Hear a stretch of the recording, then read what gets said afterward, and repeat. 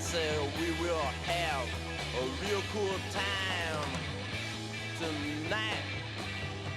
I said we will have a real cool time tonight. Hello, I'm Cone from Sum 41. This is my show, Cone's Cave, right here on iDoby Radio, Season 6, Episode 2.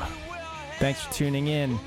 Have a good one. I am buried in snow right now. I'm up in Canada. That's right. I live in Canada, just outside of Toronto.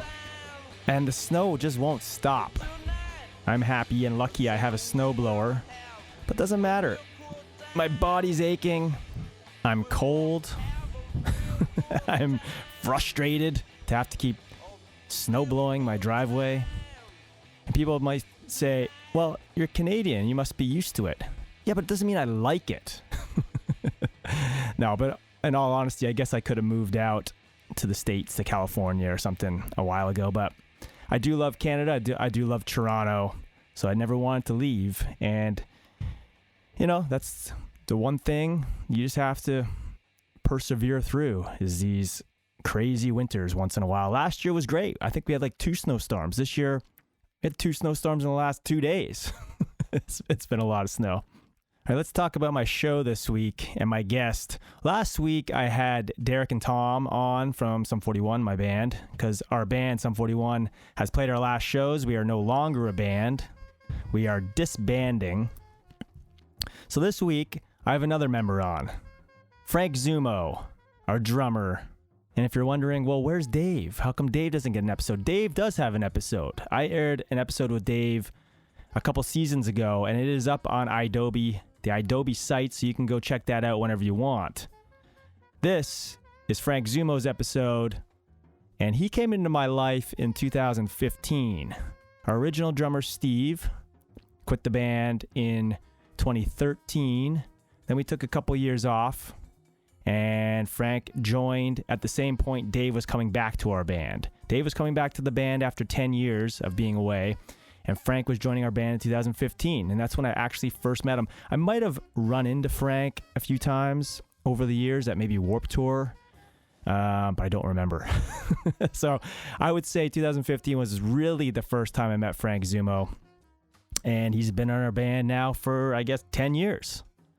And a hell of a drummer, great dude, my rhythm section partner for the last 10 years, played on 3 of our records, 13 Voices, Order and Decline, and the final one, Heaven and Hell. We're going to talk about Heaven and Hell. We're going to talk about the first album that he played on as well, 13 Voices.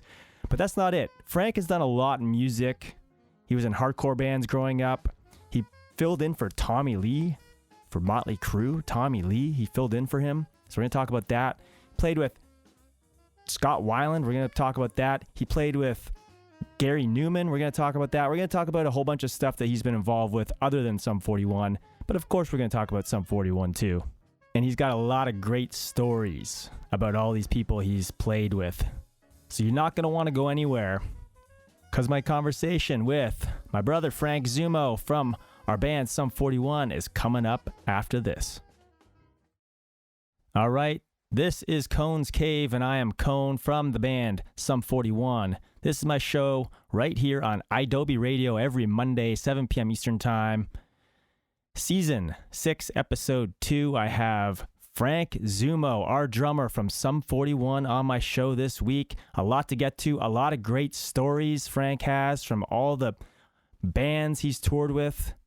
And I will say, when we did this interview about over a year ago now, and the day we did this interview was the day we announced we were disbanding. So the interview kind of starts off on a little bit of a somber note, if you know what I mean.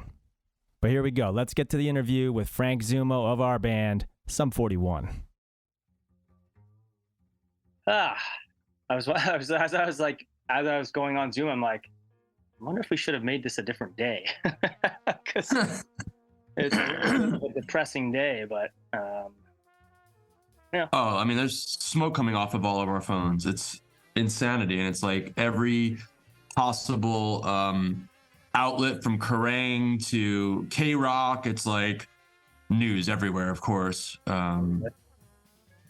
Wild. It is, yeah, crazy. It's actually as emotional today as it is when I first found out. I can't even read comments on Instagram.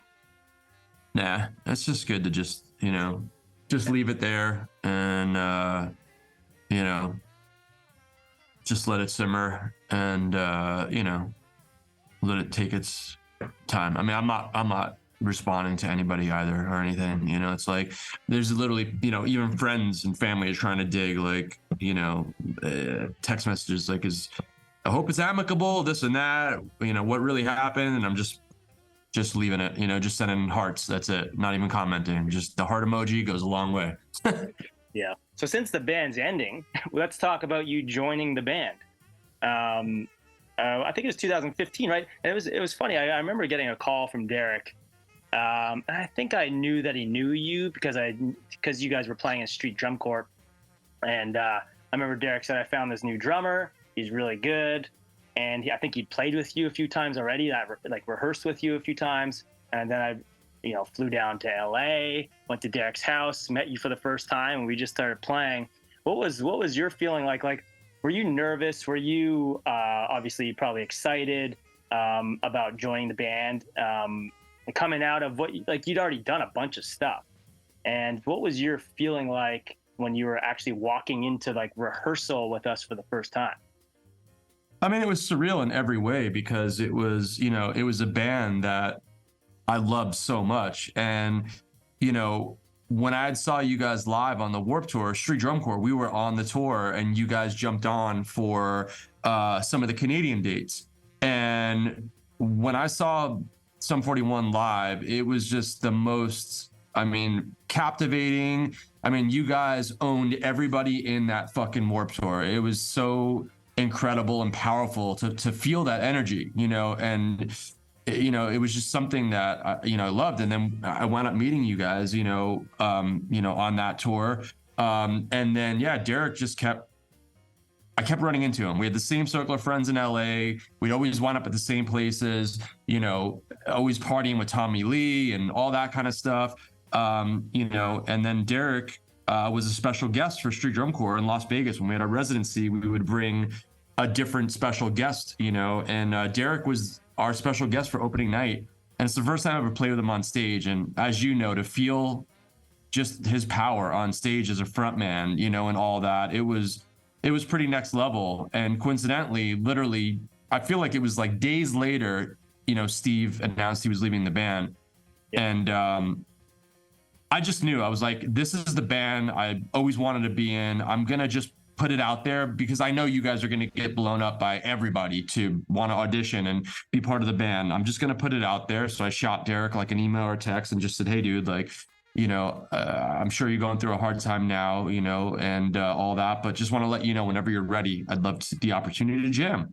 Yeah. And he was like, actually, I'm having a party this weekend. Come over and jam. We're going to play cover songs. And that's how kind of the whole thing started. Just he and I having fun, just playing covers. And then it would be like, hey, let's jam a Sum 41 song. And then when it got a little bit more serious, he invited, all you guys flew out and we spent like a serious week together, just like grinding it out, hanging. And it was clearly, magical. And, it was definitely surreal. It was, it's definitely a big thing when you're replacing, an original member who's been such a key component to the band, and it's like, my whole thing was like, I'm just going to do me, but also pay respect to the way that you guys have played these songs live and on the recording, and just, just find that happy kind of balance. But be me, because I knew this was just going to be a natural fit because my drumming style, everything this band's about, hip hop, rock, metal, is just all the stuff I love. So,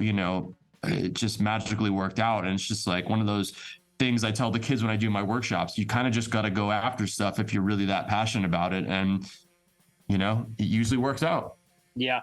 And to give some respect to Steve, he's no slouch. So, some of those drum parts, but he was a phenomenal drummer. Obviously, you guys are a little bit different styles, I realize, but like both insanely great drummers, just a little bit. I don't even know how to explain. It's just like it's like a different guitar player, a different bass player. It's like a different style. But how was it to learn those kind of like double kick metal things? But I think you'd already been kind of doing that in other bands as well, right? Like early on, weren't you in like hardcore bands and stuff? Totally. I mean, I was always a 2-kick drum double bass guy. I was in death metal bands, thrash bands, the whole, New York hardcore scene. So, but it honestly had been like a minute. That was my youth, it had been a minute. So it was like, and it's still to this day, like when we're doing these anniversaries and stuff, and we've had to play some of this stuff, it's like, I've got to train and practice hard. And I mean, even our new record on the Hell side, there's some insane stuff that I really had to grind over and work really hard on, which is great. I mean, I love being pushed. This band is it's definitely, things level up each record and each time, which I love. Which there's been no like you can kind of just like go through the motions, and it's kind of just like whatever. This is like athletic shit for sure. Yeah. It's another interesting thing that I thought back to when you joined the band, because this kind of blew my mind, and I didn't really even know it for maybe a year after 13 Voices, which was your first album that you played on with us, 2016. You co-wrote a song on your very first album with us, and I was like that's kind of mind-blowing to me, because I'd been in the band for a long time, and I co-wrote one song with Derek on Scream Bloody Murder, but that wasn't really happening in our band. Like, it was mainly, except like maybe the first All Killer No Filler, like Fat Lip was kind of a co-write with Steve and Dave. But really, it was a kind of a Derek thing that Derek writes the song. So for you to come in on your first record and co-write There Will Be Blood, that was kind of mind-blowing. How did that song, do you remember how that song came about? You already had that song, right? Yeah, it was like a demo that I shared with Derek, and Derek actually, when we were doing our Vegas residency, it's a song that, a kind of a different version of that he actually played with us at our residency. And when he and I started kind of jamming together, it was just something that we both knew because of that residency. And this is when, he was recovering, and, he was turning his home into a full recording studio. So we kind of used that song as like, we're going to try the drums in the living room, now in this room, that room. So that was kind of the song, just because we knew it. We would use to kind of just get drum sounds and experiment with, his new home recording studio. And he just loved the song, and it just grew into, he kind of sent me back one day like, yo, I think, I made some additions to the song, and I'd love to use the song and this and that. And I was like, absolutely. And it was absolute, mind blowing, because I really didn't think coming into this band, I didn't know how it was going to be. I didn't know if I was just going to be a guy that is a live guy.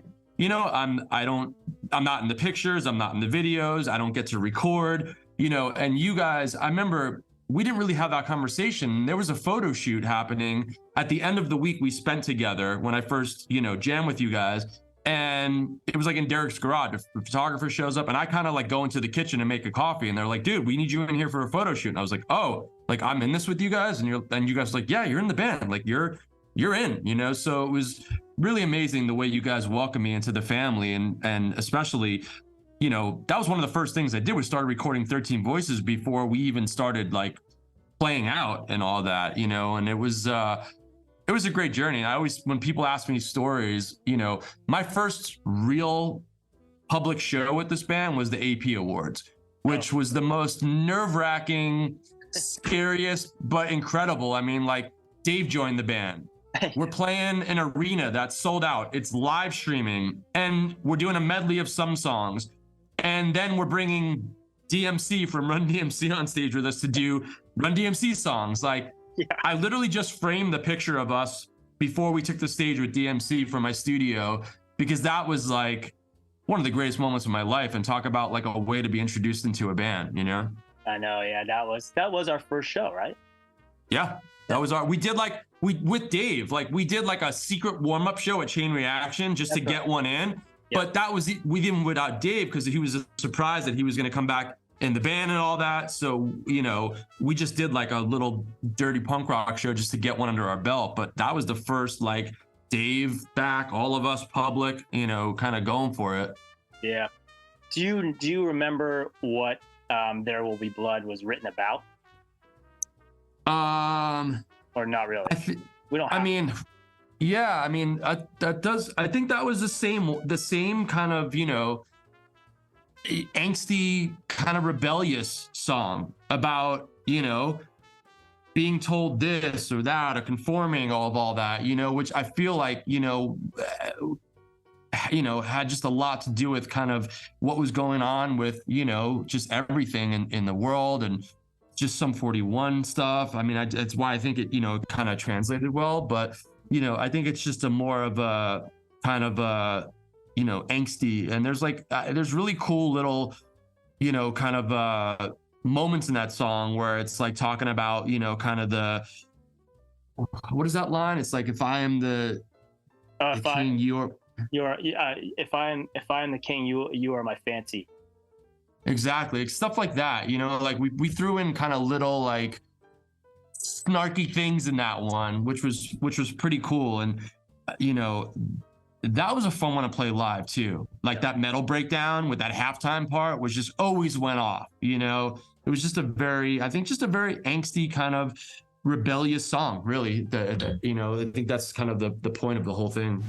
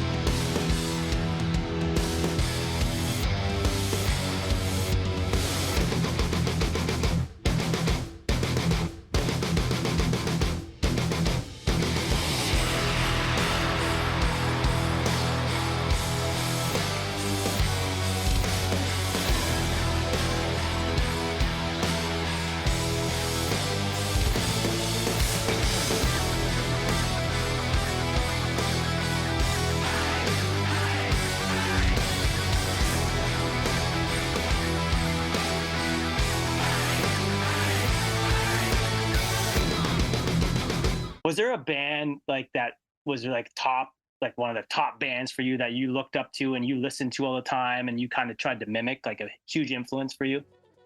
I mean, I would say Biohazard, out of all the hardcore, I would do shows with Madball, H2O, like Murphy's Law, like all of those great bands. One of the bands that I really loved from Long Island was called VOD, Vision of Disorder. They were really on the cups of some blending different things, a lot more melodic than most of the, hardcore bands. But, Biohazard for me was the band I saw the most in New York City, and they would have rad bands open for them, like House of Pain and Korn and like all this, different kind of cool stuff. That was definitely one of the bands that, and I just saw they're actually reuniting and doing a lot of festivals in Europe this year, which is super rad. What were those shows like? Was it, you see like, I went to some hardcore shows in Toronto, but, I love looking at footage of like, Minor Threat and Black Flag and like all those Bad Brains, like all those insane shows that were happening around that area, Washington, DC and stuff. What was that kind of, like, obviously, about those kind of shows with Minor Threat and stuff. Were those shows that you were going to kind of as nuts as that? Oh, it was as violent and scary. I mean, me being a little dude, I was in the back or side stage. Like I would have gotten destroyed, and it was, so we would have, cause I grew up in Long Island, the suburbs of New York City, we would have Sunday hardcore marathons where it would go from like noon to late at night. All the bands like Hatebreed from Connecticut, all the New York City bands, all the Long Island bands, it would just be like a nonstop, marathon. And I mean, those pits and, the crowd surfing and everything that was going on was insane, and it actually got so violent that it stopped happening because there was too many incidents and riots and stuff that got really scary and gnarly that, it kind of Long Island, it died, when it got too violent. There was just way too many incidents. But, it was, something to see, man. Those crowds were pretty insane. How old would you have been? I was in high school. That was all my high school. Like like 9th to 12th grade. That was my life. You know, it was just, I was in it. Early 90s. Yeah, because I graduated in 96. So yeah, like the 4 years leading up to 96. Okay. Wow. Yeah, that was kind of a golden age. I mean, obviously the 80s were really crazy for hardcore, but the early 90s were wild too. It was insane. It was, you know, it was cool. I mean, CBGB's, you know, I saw shows there, you know, just to be part of that history. You know, like the Wetlands, you know, these venues that are gone now. You know, I would take the train or drive in, you know, and then, you know, I was even into bands like Quicksand and Shelter. You know, there was like a lot of really cool stuff happening that I got turned on to because I was a skate kid, and that was kind of just like part of the culture of skateboarding and musicians. And, you know, I was in multiple bands, you know, part of that whole scene. And it was really something cool, you know, to be part of. And I think it was just cool as you're like a teenager kind of rebelling and going through just like life and, you know, that it was a good outlet. And I think kind of a good healthy outlet to kind of just get that teen angst out and everything you're going through kind of when you're just like becoming into like that, you know, pre-adulthood madness. Yeah, totally. Some interesting, like between this hardcore stuff that you're into and then joining our band, there was a whole lot of bands and drumming that you did. I kind of want to talk about some of the crazier bands that you played with that people probably maybe don't know. I mean, there's Scott Weiland, Danny Harrison, Gary Numan, Motley Crue. So let's start with Motley Crue, actually. So this would have been, it looks like 2009. So talk about what happened and how the hell you got to just like, you were in Motley Crue for a while.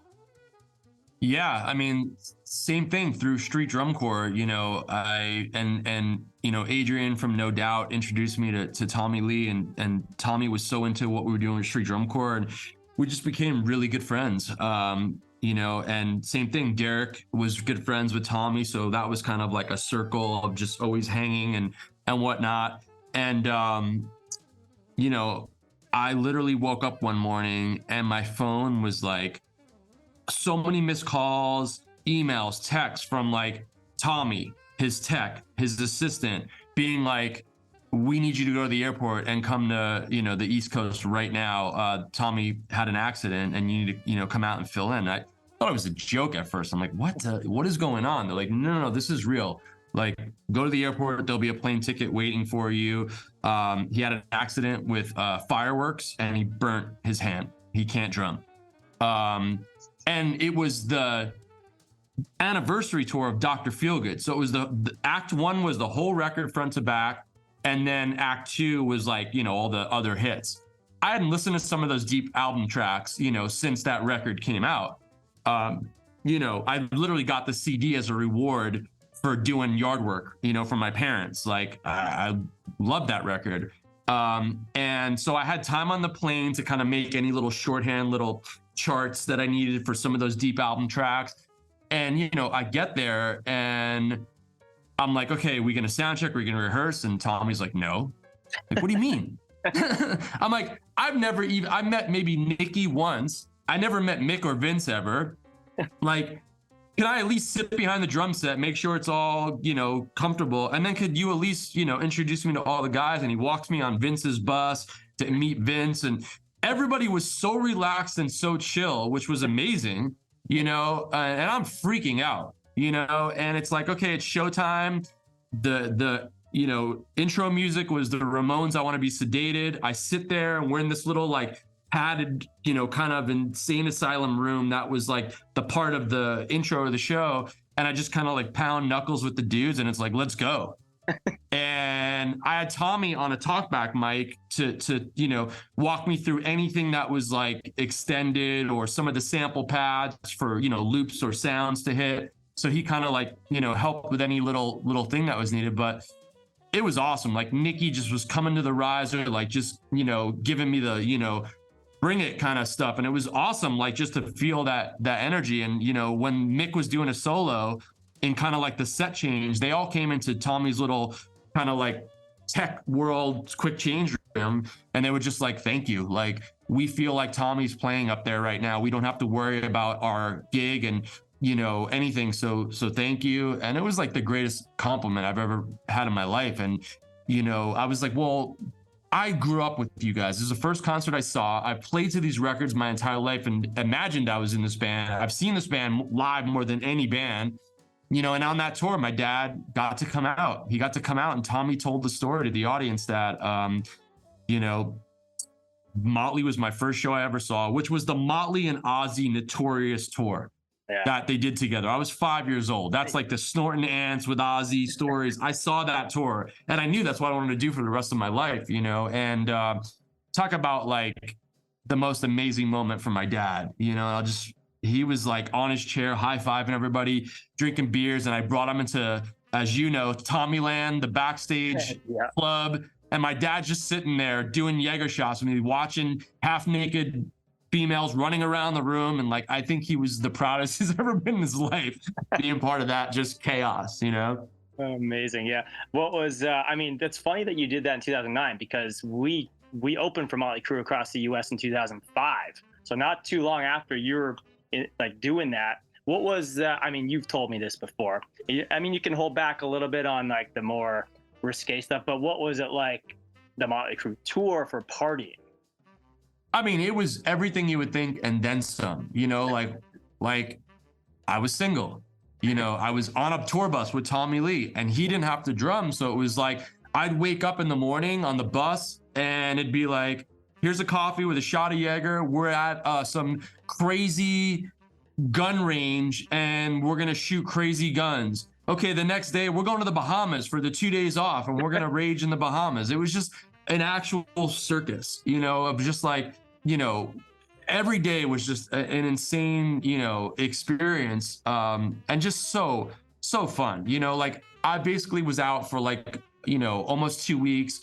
And then when he got a little bit better, I would do the first act, then he'd do the second act. Then I kind of hung out to just make sure he was okay to make it through the show. And then, I went home, but it was like, I remember in Atlanta, we went and partied with Ludacris one night after the show. Like, it was just, just madness. And then like, I didn't know on that show when the pyro and things were going to be going off, and the pyro was purposely off time to startle the audience.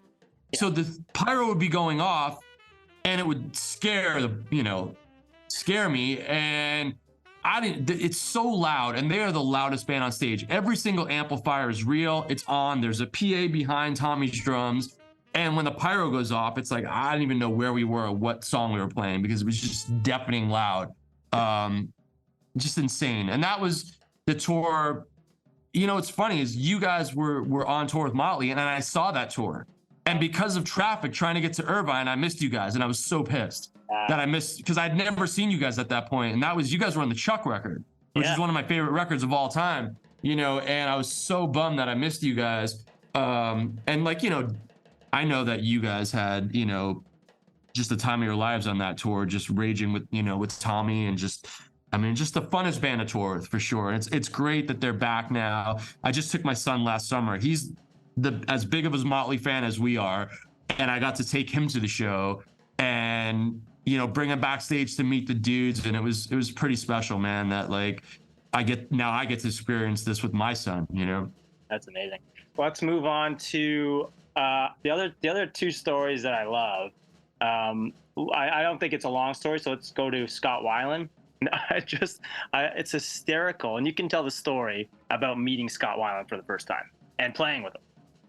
Yeah, I got the gig doing a bunch of shows with Scott, some really special shows too, and the first show was at the Fillmore in San Francisco, and we rehearsed, the band and I, for like a day in LA at Scott's studio, but Scott wasn't there. We just did rehearsals, the band and I, and then we get to the gig, we do sound check, Scott's not there, and it's like showtime.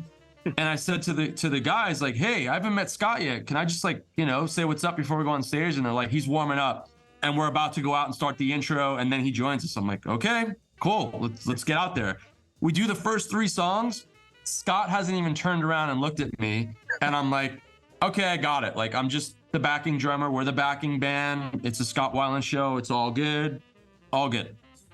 So we're doing Wicked Garden, and it's like probably fourth song in, and you know, there's the stops in the song, and that band, there's no backing track. It's all live, organic rock band, and obviously the drums kind of bring him back in. So he turns around. I think this video is on my YouTube, buried somewhere. He turns around to cue me. He realizes that, you know, I'm the different drummer there. He locks eyes with me, and for the rest of the song, he sings the song to me with his back to the audience, and then he goes on a rant to the audience about seeing my Motley Crue videos on YouTube and all this stuff. And then after the show, we had the most amazing time, just like throwing down, hanging out. My brother-in-laws were there. They got to meet Scott, and just what a lovely guy. And unfortunately, you know, I was supposed to be on that tour when he passed away. I was asked to do that tour, and it actually started on the day of my wedding. So I couldn't do that tour. And he passed on that tour, which was just insane. But just what an incredible artist to be able to play with and play those songs that, you know, just so legendary, you know, and to feel his energy on stage. I mean, just a really special one. Yeah. It's amazing though that he didn't actually know. Did he know that you were drumming that night, or just forgot? Or I don't know, man. I don't know. Scott, you know, it was just a very, you know, unique, you know, on his journey. He was just on his journey, and you know, whatnot. I don't know. I really don't know. But it was an experience for sure. Yeah, for sure. I want you to tell a story about touring with Gary Numan, and don't hold back on this one, because I know what happened. You can explain when you're playing a song and he left the stage for a second and you didn't know where he went. Yeah, that is a great story. I did a lot of touring with Gary Numan, who's a legend. I mean, I love industrial music. That's what Street Drum Corps was all about. You know, he's the godfather of industrial music, and you know, one of the most lovely humans ever I mean, the most generous, hardworking punk rock dude. He'll do 20 shows in a row, doesn't complain. I mean, he came to my wedding, you know, like just such a great dude.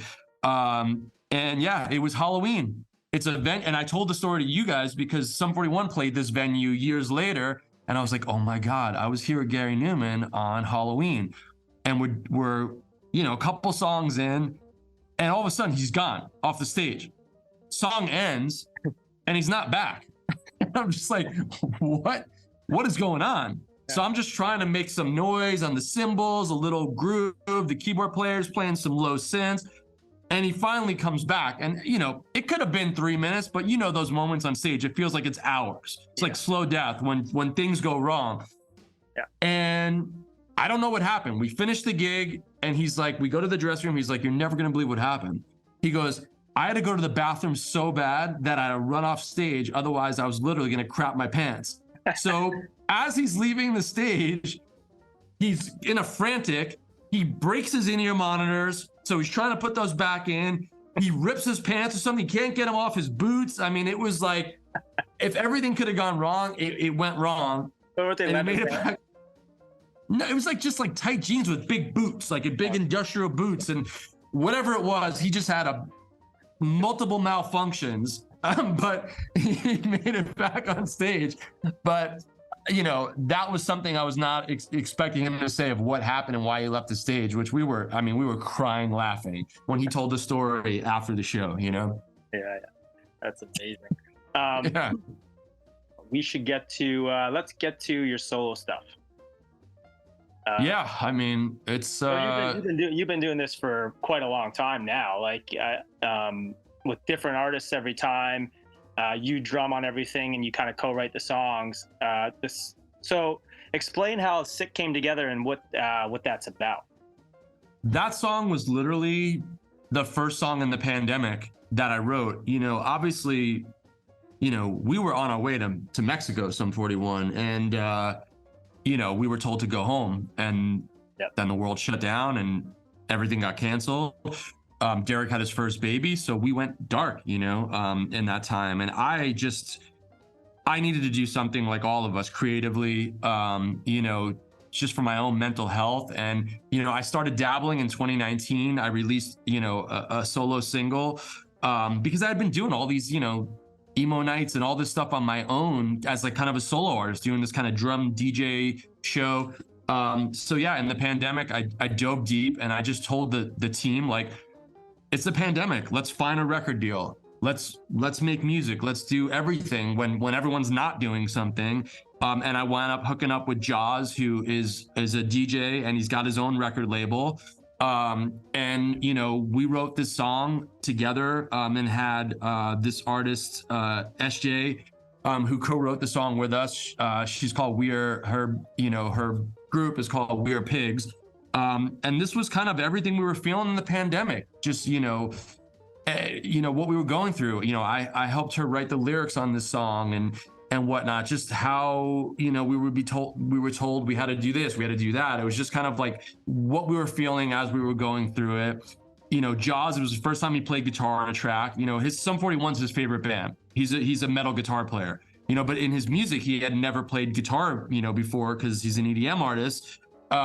So this was really cool for him to collab on it. And this one's like got that, I feel like that great hybrid of punk rock, angst, drum and bass, electronic music, and it's just like a hybrid. And this song, when I was playing all those festivals in Europe, like on the smaller stages, earlier in the day, whether people knew this song or not, this song always went off and translated live. People were just always jumping around and bouncing. And this is a song I always play live, whether I'm, drumming or DJing it.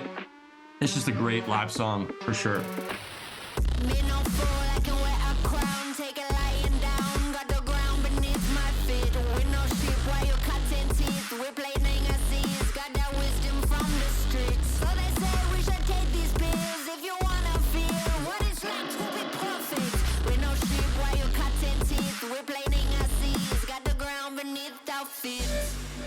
You can't keep me down.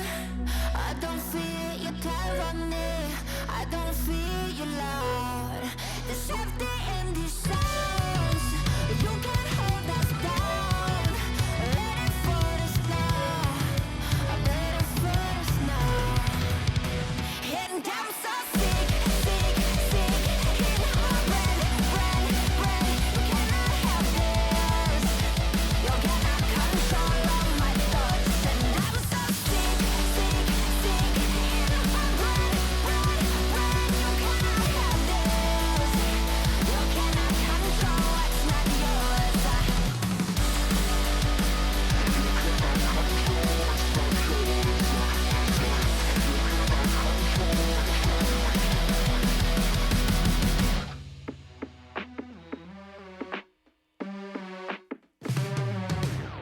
Be no fool, I can see you clown. Keep the people down, let them feed from your disease. We no sleep company, you keep what you saw, you reap. Got that hard knock from the street. So they say we should take these pills if you wanna feel what it's like to be perfect. We no sheep while you cutting teeth. We're planting our seeds. Got that hard knock from the street.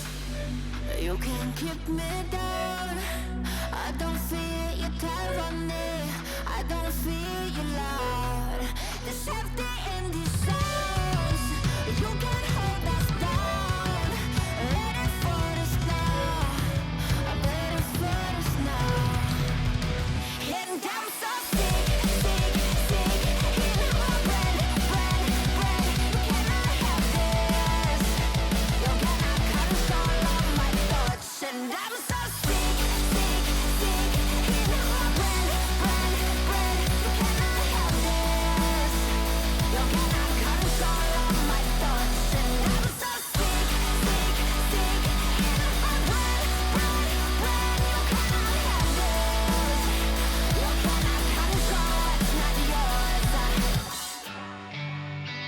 You cannot control what's not yours. You cannot control what's not yours.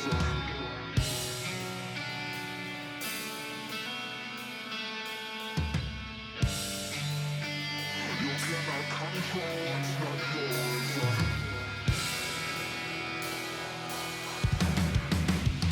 And I'm so sick, sick, sick. In my brain. You cannot have this. You cannot control all my thoughts. And I'm so sick, sick, sick. In my brain. You cannot have this. You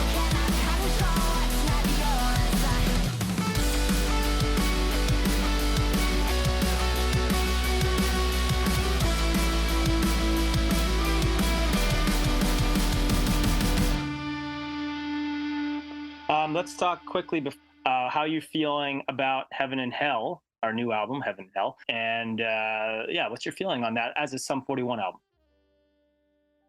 I mean, I've loved every record and everything I've been part of. And I feel like this record, you know, because I never really did new kind of pop punk music with this band, you know, and when Derek sent us all the demos and I heard this pop punk stuff, and such a dark time, you know, in the pandemic, it just, you know, I got emotional when I heard it, and I got to sit down and play these songs in my studio alone. You know, it was just like to hear this kind of music again, you know, just fun, feel good, and then hear the you know, the more metal, you know, Hell side.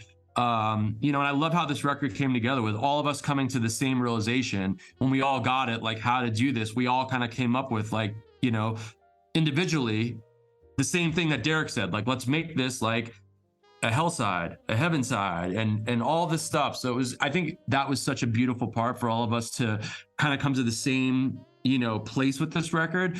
And I've never been pushed, you know, I've been pushed hard on every record, but I've never been pushed as hard on a record, because this is the first time. I've only worked with, you know, you guys and Derek as a, you know, as a producer on the first two records I did. This one we brought, you know, Mike Green in as a co-producer, and it was the first time I had to learn, you know, someone else's vibe and, you know, all that. So I had Derek and Mike, you know, pushing me, and, you know, we did a lot of pre-production and a lot of recording. Yeah. You know, we actually recorded, you know, some of this record and scrapped it because we didn't sonically like the way it came out, and went to another studio and redid stuff. So it was a lot in a great way, and really pushed me. And I'm so proud to be part of this, you know, final record. It's the greatest work, you know, I feel this band's ever done. What is up? I'm Frank Zummo from Sum 41, and I'm hanging out here on Cone's Cave. Let's go. And that was my conversation with Frank Zummo of our band Sum 41. I'm Cone from Sum 41. This is my show, Cone's Cave, on iDoby Radio. I'll be right back. This is Cone's Cave, and I'm Cone from Sum 41. Thanks for tuning in to my show on iDoby Radio. You just heard the conversation with my rhythm section partner of 10 years, Frank Zummo. That was a good one. I loved all his stories about actually the other groups that he's toured with in the past. Some good stuff there. So yes, Sum 41 is no longer, but Zummo is a busy man and he's a go-getter. He's going to land on something pretty soon, I'm sure, but he's also continuing his solo stuff. So watch out for Frank Zummo, because there's going to be a lot coming at you. I just know it. I know the way he is. He ain't stopping. All right, I'm going to run. Thanks for tuning into the show. I'll be back next Monday. And I got to tell you again, go get that iDoby app, because I'm telling you, it's just easier. It's much easier to listen to these shows, especially my show, on the iDoby app, because you can listen to it from anywhere, from wherever you are. So go get that iDoby app, and I will talk to you next Monday, 7 p.m. Eastern Time. Thank you to iDoby for having me. I got to go. I gotta